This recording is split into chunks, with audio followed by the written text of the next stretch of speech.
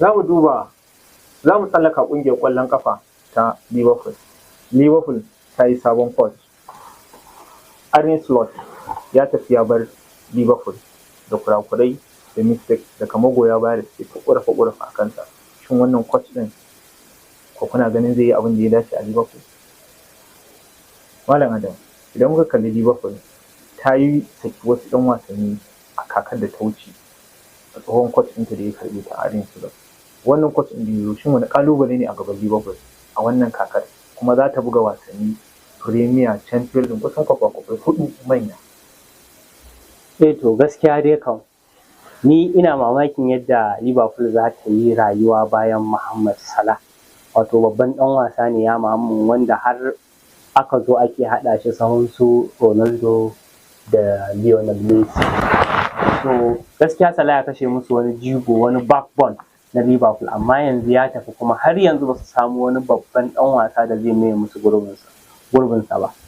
Duba da wannan coach ɗin nasu yana da ƙarancin shekaru da kuma ya saba yin wasa babu irin wa'annan manyan superstars ɗin.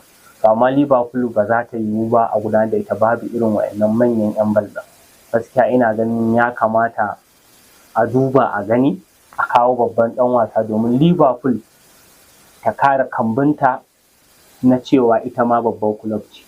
Duba da kana ganin last season da Mohamed Salah baya kokari, za ka gani ta samu wasanni, ta jera wasanni kusan guda 10 ba ta samu minin ba da sauransu. To in dai ba su yi gyara ba, irin aka bar irin su wannan Jones din nan, duk da na kamar yana gab da tafiya, aka bar irin wa'annan 'yan wasan da suke dan shigowa su canja wasa suka tafi, gaskiya su ƙara shiga cikin ƙalubale. Ko a pre-season din nan da aka yi, za ka ga sun ci wasa 2-0 amma an dawo an farke an ce so.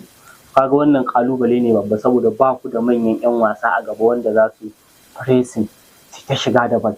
Dan kana da striker mai kyau, in dai ba a iya kai masa bala, babu 'yan bal da aka kai masa bal ɗin da suka dace, to gaskiya ina ga Liverpool suna cikin babban matsala. Amma magoya bayan ƙwallon ƙafa ta Liverpool za ku iya bar mana ra'ayoyinku a comment section. Ku gaya mana cewa hanyoyin da za ku bi domin ku ci gasar Premier League ko Champions League ma. Ƙungiyar ƙwallon ƙafa ta Liverpool za ta fafata wasanta da Newcastle United. Ƙungiyar ƙwallon ƙafa ta Liverpool ta yi sabon coach, ga sauye-sauye, an kawo wasu sun motsa, tauraron ɗan wasa ya tafi.